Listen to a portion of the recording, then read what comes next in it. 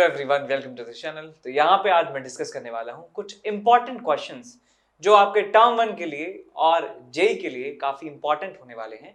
NCERT की किताब में से इनको चुन चुन कर सिलेक्ट किया गया है। तो सबसे पहला सवाल हमारे पास आ रहा है जो पेज नंबर 215 से लिया हुआ है। ठीक है, तो direction of current induced in a wire by moving it in a uniform magnetic field is found using फलाना रूल। तो कौन से रूल की सहायता से हम इंड्यूस्ड करंट की डायरेक्शन को बता सकते हैं किसी लूप में या किसी सर्किट में? तो न्यूटन्स लॉ इसका आंसर नहीं है, लेंज लॉ इसका आंसर है, एम्पियर्स रूल नहीं और राइट हैंड ग्रिप रूल भी नहीं। तो लेंज लॉ की सहायता से हम बता सकते हैं कि किस डायरेक्शन में जो करंट है वो इंड्यूस हो रहा है, किस डायरेक्शन में जो है ईएमएफ इंड्यूस वहां पर हो रहा है। तो इसका आंसर हमें मिल जाता है option number B. Hello my dear students, I am Neeraj Kumar Chaudhary और फिजिक्स टीचर। बच्चों, एक बहुत ही इंपॉर्टेंट इन्फॉर्मेशन लेके आया हूं अगेन आपके लिए। Unacademy champions league is back again. फिर से अनअकैडमी चैंपियंस लीग का टेस्ट हो रहा है जो कि 14th and 21st of November को होगा ग्रुप स्टेज पे, जिसमें 25 क्वेश्चन होंगे और 1 घंटे का एग्जाम होगा, 1 से 2 PM होगा। ठीक है बच्चों, और फाइनल्स होगा 28 नवंबर को, जिसमें 75 क्वेश्चंस होंगे और 3 आवर्स का होगा, जो कि 1 to 4 PM होगा। और इसमें बच्चों बहुत अच्छे अच्छे अवार्ड्स हैं। ठीक है ना, ये आप जानते ही हो बहुत अच्छे तरीके से। 5 CR तक के आप इसमें अवार्ड्स जीत सकते हो, इतना बड़ा पूल है, तो चांसेस बहुत ज्यादा है। ठीक है बच्चों, और अगर इसमें आप अच्छी रैंक लाते हो ग्रुप स्टेज में, तो 1 से 10 पे आपको 20,000 का प्राइस है और 100% स्कॉलरशिप है, यानी कि कोई भी सब्सक्रिप्शन लेते हो 100% ऑफ। ठीक है ना, 11 to 30 की रैंक आती है तो 10,000 और 50% इस पे ऑफ, और बाकी का भी आप देख सकते हो। और अगर आप फाइनल में रैंक लेके आते हो तो आपको 1 लाख का कैश प्राइज है और 100% स्कॉलरशिप है। ठीक है ना, ऊपर के टॉप 10 रैंकर्स को, यानी कि 1 से लेके 10 तक 100% स्कॉलरशिप है, और रैंक 1 को 1 लाख, 2 और 3 को 60 और 4 और 10 को 50,000 तक के प्राइस हैं। ठीक है बच्चों, तो बहुत ही बेहतरीन मौका है अच्छे अच्छे प्राइजेस जीतने का। ठीक है बच्चों, और ये है स्पेशल प्राइज वीक, यानी कि ये जो हफ्ता चल रहा है, अगर इस वीक में आप सब्सक्रिप्शन लेते हो तो आपको बहुत बड़ा डिस्काउंट मिल रहा है। ठीक है ना, 10 + 10 यानी कि 20% का, अप्रोक्सीमेटली 20% का डिस्काउंट मिल रहा है आप अगर इस स्पेशल वीक में सब्सक्रिप्शन लेते हो तो। ठीक है ना, किस तरीके से? अगर आप आइकॉनिक का सब्सक्रिप्शन लेते हो और तो मान लीजिए 1 लाख का अगर आपकी फीस है, तो आपको बस 81,000 का पड़ेगा वो, यानी कि पूरे 19,000, यानी कि अप्रोक्सीमेटली 20% का आपको फायदा है। प्लस वाला जो है, प्लस में अगर आप देखते हो तो आपको प्लस में भी जो चीज 53,000 की है, वो आपको मतलब 53,000 की पड़ रही है आपको 12,000 का ऑफ लेके। ठीक है, तो ये चीज पहले 67,000 की थी, अभी आपको 53 की मिल रही है, यानी कि पूरा 20% ऑफ है। किस वजह से? इस स्पेशल वीक की वजह से। और ये वीक आपका 10 से 17 नवंबर तक है, यानी कि समझ लो आज इसका लास्ट है। मे भी पॉसिबल है 1-2 दिन एक्सटेंड हो सकता है, बट इसका ऑफिशियली आज लास्ट डे है, 17 नवंबर। ठीक है बच्चों, नेक्स्ट देखिए, all star crash course batch. ठीक है ना, 11th क्लास के स्टूडेंट्स के लिए, ठीक है ना, एक क्रैश कोर्स लॉन्च किया जा रहा है। ठीक है ना, 17 नवंबर से। ठीक है ना, 11th का सिलेबस 4 महीने में पूरा कर दिया जाएगा, और जितने भी स्टार एजुकेटर हैं अनअकैडमी पे, वो सब लोग इसमें आपको कुछ कुछ चैप्टर पढ़ाएंगे। ठीक है ना, ये देखिए सारे के सारे टॉप टीचर्स हैं, ये सब आपको कुछ कुछ पोर्शन पढ़ाएंगे और 11th का पूरा सिलेबस 4 महीने में कर देंगे पूरा। ठीक है ना, तो ये आपके लिए बहुत ही बेहतरीन मौका है। अगर आप किसी तरीके से कहीं पे चूक गए हैं कोई बैच ज्वाइन करने में, ठीक है, तो आप इससे भी अपना काम कर सकते हैं, ताकि 12th क्लास में आते आते आप में और किसी रेगुलर स्टूडेंट में कोई डिफरेंस ना बचे। ठीक है बच्चों, और इसके बाद आता है ये IIT JEE मेगा कॉम्बैट। ये इंटीजर क्वेश्चंस का कॉम्बैट है, स्पेशली इंटीजर क्वेश्चंस का। ठीक है ना, जो कि 21 नवंबर को सुबह 11 बजे होगा। 60 मिनट्स में 21 इंटीजर क्वेश्चन होंगे। ठीक है ना, और ये लेटेस्ट IIT JEE पैटर्न पे बेस्ड है। अगर आप इसमें बहुत अच्छा करते हो तो टॉप 50 रैंकर्स को और 500 लकी पार्टिसिपेंट्स को बहुत अच्छे अच्छे सरप्राइज गिफ्ट मिलने वाले हैं। आप देखिए इसमें आईपैड मिनी है, सैमसंग टैब है, फिटबिट स्मार्ट वॉच है और ये JBL के हेडफोन्स हैं और Amazon के वाउचर्स हैं। ठीक है बच्चों, तो जितनी जल्दी हो सके उतनी जल्दी इसके लिए एनरोल कर दीजिए और मेरी तरफ से बेस्ट ऑफ लक। इसके बाद चलते हैं अगले सवाल नंबर 2 की, जो पेज नंबर 218 पे दिया हुआ है। A metallic plate is getting heated, metallic plate को हीट किया जा रहा है। It can not be due to, तो इनमें से कौन से कारणों से ये नहीं हो सकता है? तो पहला कारण यहां पे दिया है अ direct current passing through a plate. तो यदि प्लेट से कोई डायरेक्ट करंट हम पास करवा देंगे तो कोई ना कोई रेजिस्टेंस इस प्लेट की वजह से होने वाला है। तो हम कह सकते हैं कि I स्क्वायर R के बराबर जो है यहाँ पे हीट जो है, पावर जो है वो जनरेट होने वाला है। I स्क्वायर RT के बराबर हीट जनरेट होगा। तो इस मेथड की सहायता से हीट किया जा सकता है प्लेट को बड़ी आसानी से। तो ये हमारा आंसर नहीं होगा। N alternating current passing through it, जब अल्टरनेटिंग करंट पास करवाएंगे तो भी हीट की फॉर्म में जो है लॉस होने वाला है, तब भी प्लेट को हीट किया जा सकता है।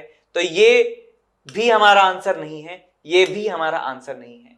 तीसरा ऑप्शन कहता है that it is placed static, static का मतलब स्टेशनरी इसको रखा गया है, in space varying magnetic field, एक ऐसी जगह पे जहां पे डिस्टेंस के साथ या अलग अलग जगह पर अलग अलग मैग्नेटिक फील्ड है।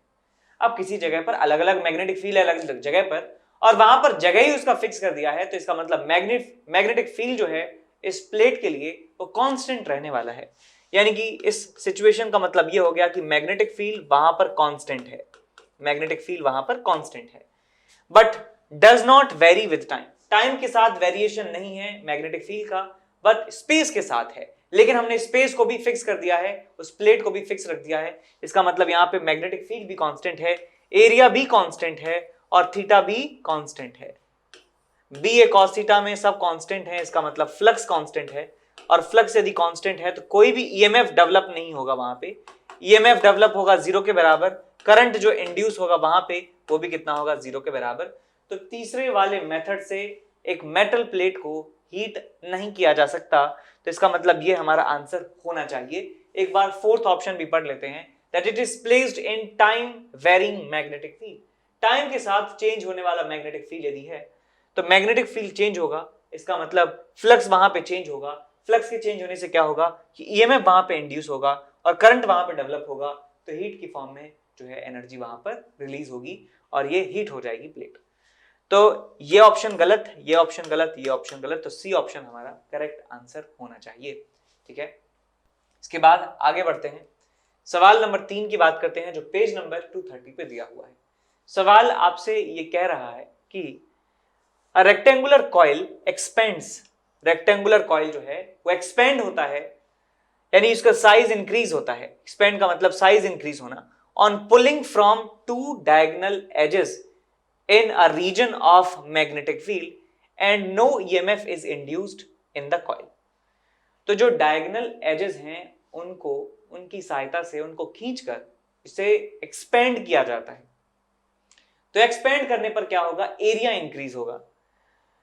तो यहां पे कह रहे हैं कि मैग्नेटिक फील्ड है वहां पर और कोई भी ईएमएफ इंड्यूस नहीं होता है, कोई भी ईएमएफ इंड्यूस वहां पर नहीं होता है। तो बताना है कि कौन सा रीजन इन चारों में से हो सकता है। देखिए हम जानते हैं कि ईएमएफ यदि इंड्यूस हो रहा है, ईएमएफ इंड्यूस हो रहा है, इसका मतलब flux must be changing, flux जो है वो क्या होना चाहिए, चेंज होना चाहिए।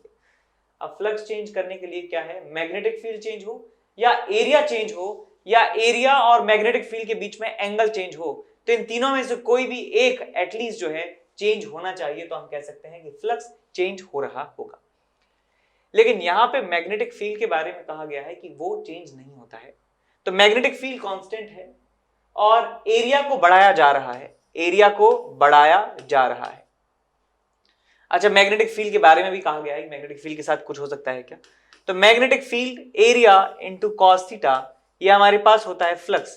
तो यदि फ्लक्स को कांस्टेंट रखना है, फ्लक्स को रखना है कांस्टेंट, जो कहा गया है बिकॉज कोई भी ईएमएफ डेवलप नहीं होता है, तो फ्लक्स को कांस्टेंट रखना है, तो या तो आप मैग्नेटिक फील्ड को डिक्रीज कर दीजिए या फिर इस पूरे टर्म को 0 कर दीजिए। ठीक है, तो देखते हैं कौन सा ऑप्शन सही है। मैग्नेटिक फील्ड कांस्टेंट है, मैग्नेटिक फील्ड यदि कांस्टेंट हो तो क्या ऐसा हो सकता है, तो जवाब है हो सकता है, लेकिन मैग्नेटिक फील्ड फिर कैसा होना चाहिए, एरिया वेक्टर के परपेंडिकुलर होना चाहिए। एरिया वेक्टर यदि ऐसे है, एरिया वेक्टर ऐसे है, तो मैग्नेटिक फील्ड ऐसा होना चाहिए। तो मैग्नेटिक फील्ड यदि कांस्टेंट भी होगा तो कोई भी ईएमएफ वहां पे डेवलप नहीं होगा, लेकिन यहां पे इतना ज्यादा क्लियर ये नहीं है। सेकंड ऑप्शन पढ़ते हैं कि magnetic field is in the plane of rectangular coil. Rectangular coil के प्लेन में मैग्नेटिक फील्ड है, तो हम कह सकते हैं कि चाहे वो कांस्टेंट हो या कांस्टेंट नहीं भी हो, ईएमएफ वहां पर डेवलप नहीं होगा। तो B option is most correct, जो सबसे ज्यादा करेक्ट है वो है हमारे पास बी ऑप्शन। सी ऑप्शन कहता है कि magnetic field as a perpendicular component to the plane of coil whose magnitude is decreasing. कह रहे हैं कि हमें मैग्नेटिक फील्ड का कंपोनेंट मिल रहा है जो परपेंडिकुलर है प्लेन के, और जो डिक्रीज हो रहा है, तो क्या ऐसा संभव है? तो यहां पे देखिए एरिया जो है इंक्रीज हो रहा है, मैग्नेटिक फील्ड डिक्रीज हो रहा है। तो एक पॉसिबल कॉम्बिनेशन तो है कि ऐसा हो सकता है कि वहां पे इसके बढ़ने की वजह से ये मतलब ये बढ़ रहा है और ये घट रहा है, और ओवरऑल क्वांटिटी जो है वो कांस्टेंट है, लेकिन हम उसको लगातार बढ़ाते जा रहे हैं, लगातार एरिया को बढ़ाते जा रहे हैं। एक ऐसा मोमेंट आएगा कि जब एरिया को हम और आगे नहीं बढ़ा पाएंगे। तो एरिया को बढ़ाने की एक लिमिट है, उसके बाद एरिया बढ़ना बंद हो जाएगा, एरिया उसके बाद बढ़ा नहीं सकते हैं। तो यहाँ पे मैग्नेटिक फील्ड को भी लगातार घटने की जरूरत नहीं है। तो सी ऑप्शन जो है वो सही नहीं है उतना। डी ऑप्शन कहता है the uniform magnetic field perpendicular to the plane of coil. तो कॉइल के परपेंडिकुलर यदि मैग्नेटिक फील्ड है तो फ्लक्स लगातार चेंज होगा, फ्लक्स लगातार बढ़ता जाएगा, और मैं कह सकता हूं कि वहां पे मैग्नेटिक इंडक्शन की वजह से ईएमएफ जो है इंड्यूस होगा वहां पर। तो ये वाला ऑप्शन भी गलत है। तो सबसे जो बेस्ट ऑप्शन है ऑप्शन नंबर 2 हमें मिल रहा है, बेस्ट ऑप्शन। ठीक है, इसके बाद आगे चलें क्वेश्चन नंबर 4 की तरफ, जो पेज नंबर 223 पर दिया हुआ है। पेज में ही सवाल में क्या कह रहे हैं, the self inductance L of a solenoid of length L and area of cross section A with fixed number of turns per unit length increases as। तो देखिए यहां पे कोफिशिएंट ऑफ सेल्फ इंडक्शन होता है mu naught n square A into L। ये area है, ये length है, number of turns per unit length का स्क्वायर है, और ये हमारे पास है म्यू नॉट।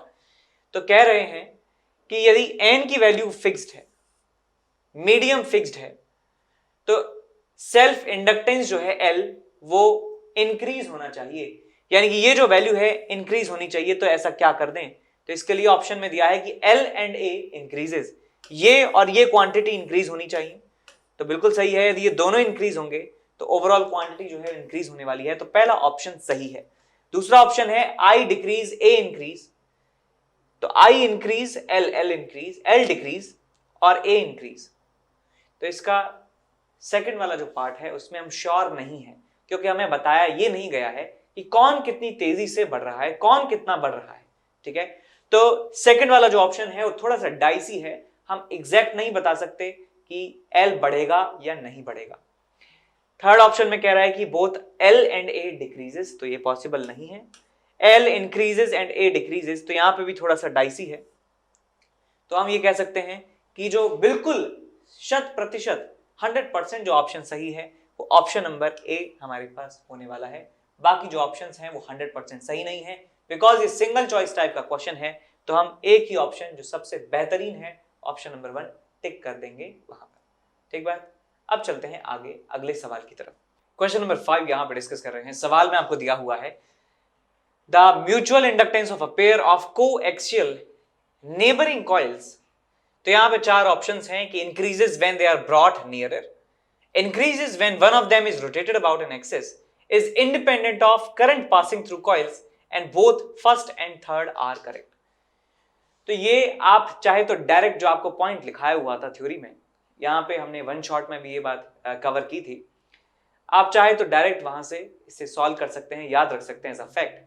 लेकिन यदि आप चाहते हैं कि मैं आपको एक्सप्लेन करूं तो मैं आपको करके दिखा देता हूं। तो यहाँ पे कोएक्सियल नेबरिंग कॉइल्स हैं, तो मैं मान लेता हूं कि एक हमारे पास कॉइल है ये कॉइल नंबर 1, और दूसरा कॉइल है हमारे पास ये कॉइल नंबर 2। तो मैं दूसरे का जो साइज है दूसरे कॉइल का मान लेता हूं काफी ज्यादा छोटा है। इसका जो रेडियस है स्मॉल r है, इसका जो रेडियस है कैपिटल R है, और इसमें जो नंबर ऑफ टर्न्स है मान लेता हूं n1 के बराबर है, इसमें नंबर ऑफ टर्न जो है n2 के बराबर है। तो इस लूप की वजह से, इस लूप में यदि करंट मान लूं I के बराबर है, तो इस करंट की वजह से यहां पर जो मैग्नेटिक फील्ड होगा that will be mu not upon 4 pi 2 N I pi R square divided by R square plus X square raise to the power 3/2। अब ये पूरा का पूरा जो मैग्नेटिक फील्ड है इसे नॉर्मली जो है पास हो रहा है, तो मैं फ्लक्स निकाल सकता हूं कि दूसरे वाले लूप की वजह से, लूप के अंदर से जो फ्लक्स पास हो रहा है दैट इज इक्वल टू, ये B1 मान लेता हूं, that is equal to N2 into B2 into cos of 0 degree. ठीक, तो यहां पे आप देख सकते हैं कि ये जो क्वांटिटी है वो प्रोपोर्शनल आने वाली है, बराबर आने वाली है M इंटू I1 के बराबर, M इंटू I1 के बराबर। तो यानी कि हम यहां से ये कह सकते हैं कि जो म्यूचुअल इंडक्टेंस है, म्यूचुअल इंडक्टेंस जो है वो डिस्टेंस के साथ इस तरीके से इनवर्स, एक कॉम्प्लिकेटेड इनवर्स फंक्शन बन रहा है।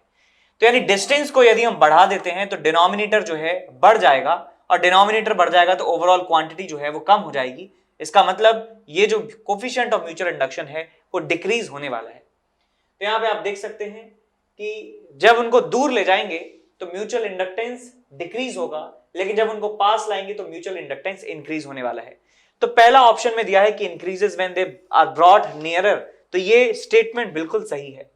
अब बात करते हैं कि उनके ओरिएंटेशन के बारे में।